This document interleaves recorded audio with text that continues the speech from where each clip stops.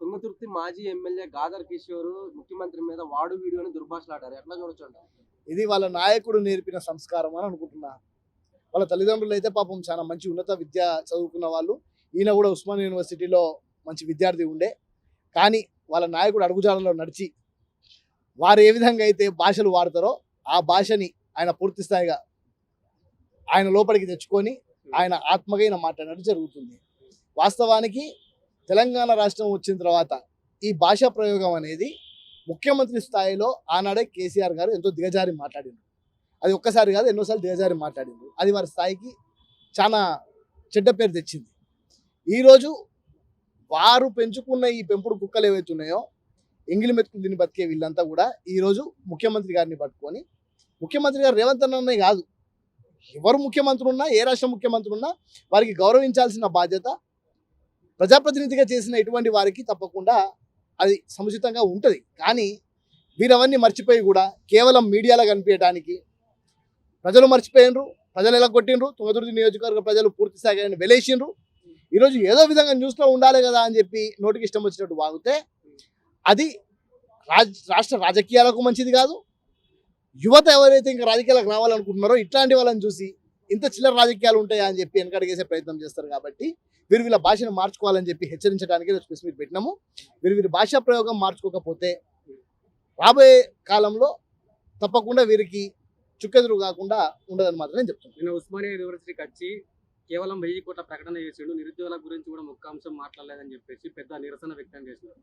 ఏం చెప్తారు దాని గురించి? ఇప్పుడు బీఆర్ఎస్వి నాయకులు వాళ్ళకి ఏదో ఒక జెండా ఉండాలి కదా అని ఎజెండా చెప్తుంటే తప్పదు. వాస్తవానికి ఇంతవరకు 2014 కంటే ముందు కేసీఆర్ గారు అదే ఉస్మానియా యూనివర్సిటీ వేదికగా మాలాంటి విద్యార్థులను రెచ్చగొట్టి వారు మాత్రం ముఖ్యమంత్రి అయ్యింది.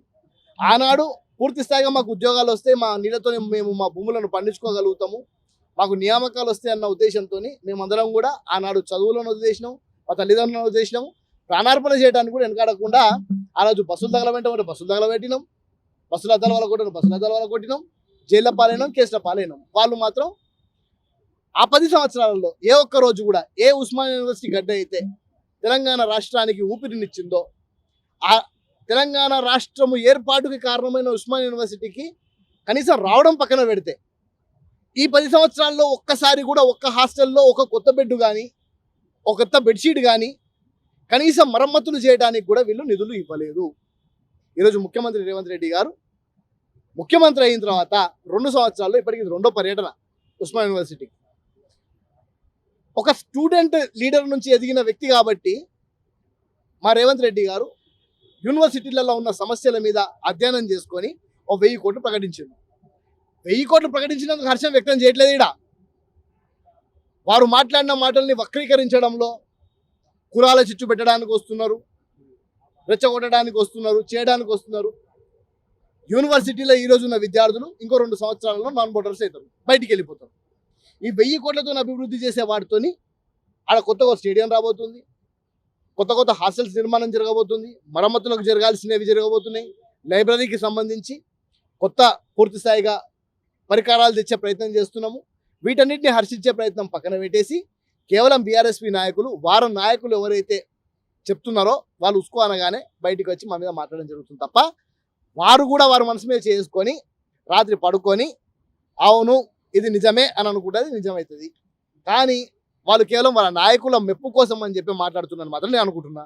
విద్యార్థి నాయకులు వాళ్ళందరూ ఎడ్యుకేటెడ్స్.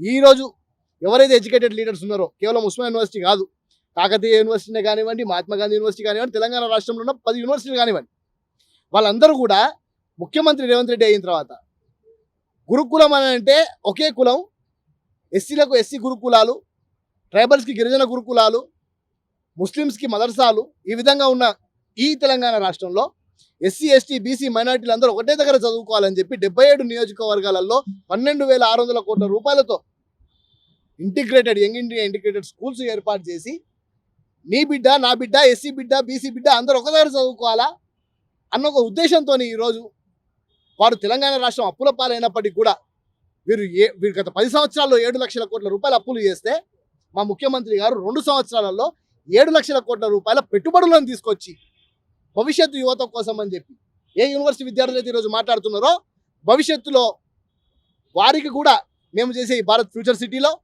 ఆర్టిఫిషియల్ ఇంటెలిజెన్స్ యూనివర్సిటీలో, స్పోర్ట్స్ యూనివర్సిటీలో వాళ్ళందరూ కూడా అన్ని ఉద్యోగాలు చేస్తారు. వాళ్ళది మర్చిపోతున్నారు.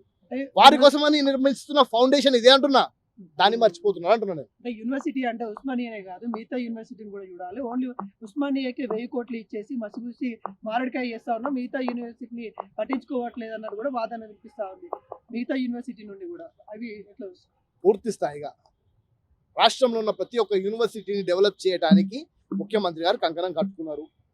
విద్యనే పూర్తి స్థాయిగా ఈ దేశాన్ని మార్చగలుగుతుంది, రాష్ట్రాన్ని మార్చగలుగుతుంది అని నమ్మిన ఏకైక నాయకుడు రేవంత్ రెడ్డి గారు. అతను ముఖ్యమంత్రి అవ్వగానే మొట్టమొదటిగా మెస్ ఛార్జీలు, డైట్ ఛార్జీలు 200% పెంచింది. ఏ రాష్ట్ర ప్రభుత్వం ఇది చేయలే, సాహసం చేయలే. ఈరోజు డైట్ ఛార్జీలు, మెస్ ఛార్జీలు పెంచడమే కాకుండా నీ బిడ్డ నా బిడ్డ తల్లిదండ్రులకు దూరంగా వండుకుంటూ హాస్టల్లో చదువుకునే క్రమంలో మన తల్లిదండ్రులు ఏ విధంగా అయితే మనకి వాళ్ళు కష్టపడ్డ సొమ్ముతోని ఇంత చికెన్ పెట్టుకుంటారు, ఇంత మటన్ పెట్టుకుంటారు, ఇంత గుడ్లు పెడతారు. వాళ్ళు పౌష్టికాహారం బాగుండాలి. పౌష్టికాహారం బాగాలేకపోతే కేసీఆర్ లెక్కనే బక్క చిక్కి వాళ్ళు కూడా పౌష్టికాహారం లోపంతో ఉంటారు.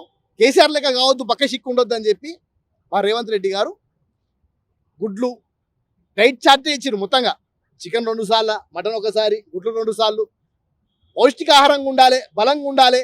మా రేవంత్ అన్న లెక్క, స్పోర్ట్స్ మ్యాన్ లెక్క 56 సంవత్సరాలకు కూడా ప్రపంచ స్థాయిలో ఉన్న మెస్సీతోని పోటీ పడేంత స్థాయిలో విద్యార్థులు బలంగా ఉండాలని అంటే డైట్ చార్ట్ ఏర్పాటు చేసిండు. ఇవన్నీ యూనివర్సిటీలను ఆధీకరణ చేస్తాం. విద్యకు పూర్తి స్థాయిగా ప్రాధాన్యత ఇచ్చుకుంటూ రాబోయే క్రమంలో ప్రైవేట్ యూనివర్సిటీలలో కూడా దళితులకు, గిరిజనులకు మరి ముఖ్యంగా స్థానం కల్పించే విధంలో కూడా రేవంత్ రెడ్డి గారు చొరవ తీసుకుంటారు. గ్లోబల్ సమ్మిట్ లో మీరు ఘనంగా చెప్పుకుంటారా, దాన్ని బోగస్ సమ్మిట్ గా చెప్తా ఉన్నారు బీఆర్ఎస్ పార్టీ. దీని ఎలా చూడాలి? నేనేమంటున్నా, యూజ్లెస్ ఫెలోస్ అంటున్నా, వాళ్ళు పనికి రాని కుక్కలు అంటున్నా. 5,75,000 కోట్ల రూపాయలు కళ్ళ ముందట ఎంఓఏలు సైన్ అయితే వీళ్ళు కదా 10 సంవత్సరాల్లో ఎంఓఏలు ఏం తేలే. 7 లక్షల కోట్ల రూపాయలు అప్పుతో ఏం చేసిరా అంటే 1 లక్ష కోట్లు కాళేశ్వరంకి పెట్టినాం, ఈ 1 లక్ష కోట్లు ఇక్కడ పెట్టినాం, 50,000 ఇక్కడ పెట్టినాం. అందులో వీళ్ళకి ఎన్ని కమిషన్స్ వచ్చినాయనే చూసుకుంటారు తప్ప 5,75,000 కోట్ల రూపాయలు పూర్తి స్థాయిగా భారత్ ఫ్యూచర్ సిటీ నిర్మాణానికి భాగంగా, క్వాంటమ్ సిటీ ఏర్పాటుకు భాగంగా, ఆధునీకరణలో ఉన్న జమానాలో ఆర్టిఫిషియల్ ఇంటెలిజెన్స్, క్వాంటమ్ టెక్నాలజీస్ ఏవైతే ఉన్నాయో వాటిని ప్రేరేపించడానికి ఈరోజు 5,75,000 కోట్ల రూపాయలు వస్తున్నాయి. మాకు వాటిని స్వాగతించండి అంటున్నా.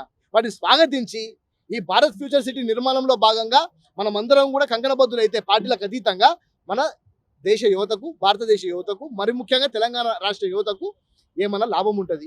ఆ లాభం కాకుండా ఉండాలి.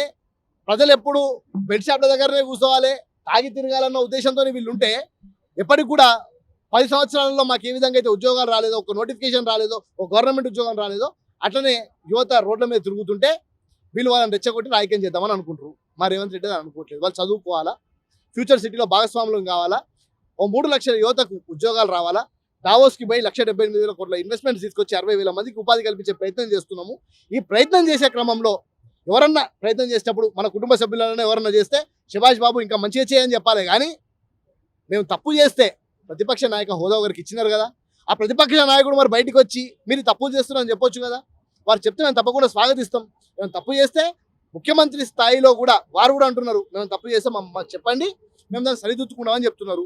మీరు గత 10 సంవత్సరాల్లో ఒక్కసారి కూడా ప్రతిపక్షానికి సమయం ఇవ్వలేదు, ప్రతిపక్ష నాయకులతో మీరు కూర్చోలేదు. భారత్ ఫ్యూచర్ సిటీకి రండిరా నాయన అని చెప్పి ఎమ్మెల్యేలకు వాళ్ళ ప్రతిపక్ష నాయకునికి ఇన్విటేషన్ పంపిస్తే వాళ్ళ నాయకునికి తాగింది దిగేదాకా ఇంట్లో నుంచి బయటికి వెళ్ళే పరిస్థితి లేదు. మా ఎర్రవల్లి మాత్రం నేను ఏకగ్రీవం చేసుకున్నా, అయిపోయింది, నేను గెలిచేసిన, రాష్ట్రమే గెలిచిన అన్న ఆలోచనలో ఉన్నాడు. ఇది కాదు. తప్పకుండా భారత్ ఫ్యూచర్ సిటీ నిర్మాణము అంత యువత వారికి ప్రాధాన్యము, యూనివర్సిటీలో ఉన్న విద్యార్థులు కూడా ఆలోచించాలంటున్నారు. ఎలక్షన్స్ అయితే జరుగుతూ ఉన్నాయి. ఇప్పటికున్న సమాచారం మేరకైతే అంటే కాంగ్రెస్ పార్టీ బలపరిచిన వాళ్ళు గెలుస్తున్న పరిస్థితి కనబడతాం. 82% కొన్ని చోట్ల మా కాంగ్రెస్ పార్టీ నాయకులే రెబల్ అభ్యర్థులుగా వాళ్ళు కూడా గెలిచి కాంగ్రెస్ పార్టీలోకి వస్తున్నారు. నాకు తెలిసి ఎట్టి పరిస్థితులలో 90% కాంగ్రెస్ పార్టీ విన్నింగ్లో ఉంది. ఎవరైతే సన్న బియ్యం తింటున్నారో గ్రామాలలో, ఎవరైతే రైతు బంధు తీసుకున్నారో మొన్న, ఎవరికైతే 2 లక్షల రుణమాఫీ అయిందో వీరందరూ కాంగ్రెస్ పార్టీకి పూర్తి స్థాయిగా కట్టుబడి ఉన్నారు. వారు కాంగ్రెస్ పార్టీకి ఓటేయబోతున్నారు.